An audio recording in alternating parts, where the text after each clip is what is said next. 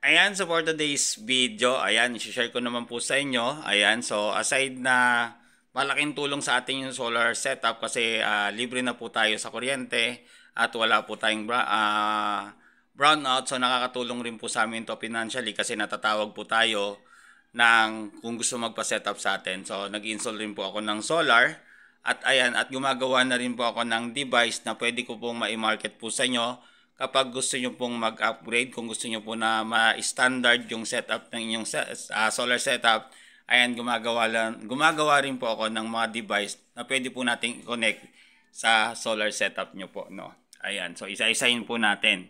So dito po is nakagawa na po ako ng portable generator na maliit, na ang input voltage is yung charging pin niya is 12 volts, tapos yung output niya guys is 5 volts and 12 volts, ayan.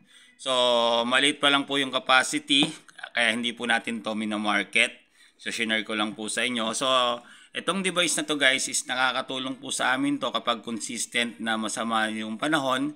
Kasi during na ginagamit po natin yung inverter, na i-charge po natin siya at pwede po natin gamitin na pang ilaw.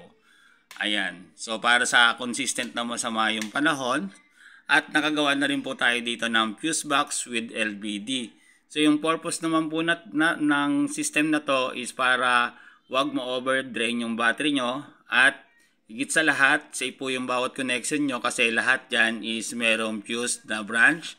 So ngayon, i-divide po natin yung load nyo para safe po yung inyong system. Ayan, so working na rin po yan. Ayan. Tapos, ayan, ito yung latest po natin, no? So ito po yung binag po natin kahapon, yung ating 5 volts charger, no? Na nagagamit po natin sa ating cellphone. Ayan. Ayan. So, kahit off nyo po yung inverter nyo, ayan, makakapag-charge po kayo ng cellphone, no?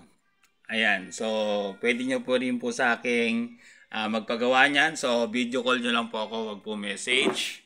Ayan. Tapos, marami po kasing na-scam sa message po. Kaya mas maganda po, tawagan nyo po para legit po yung inyong transaction. Tapos, pwede rin po kayo magpagawa sa akin ng for wifi nyo po, no? Lagyan po natin ng voltage regulator para wag pong masira ang inyong modem. Ayan. Tapos, pwede rin po kayo magpagawa sa akin ng watt meter with fuse, no? So, lagi nyo po nakikita, napapansin sa akin, puro po ako fuse. Kasi kaya po, fuse-ted po tayo para safe po yung tahanan po natin, iwas sunog po. Ayan, dalawa po yan. Isa sa ilaw at isa sa mga outlet connection po natin, no. Ayan. Tapos pwede rin po kayong magpagawa sa akin, no, ng LBD with solid state relay para naman po sa 220 cut off nyo po para wag pong ma-overdrain yung inyong battery.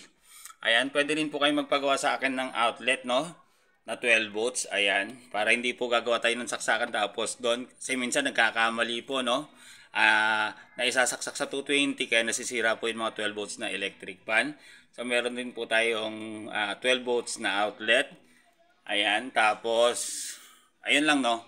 So yan na po yung mga produkto na likha natin na gusto ko na rin i-offer po sa inyo para at least mapaganda po natin ang inyong solar setup. So that is for today's video.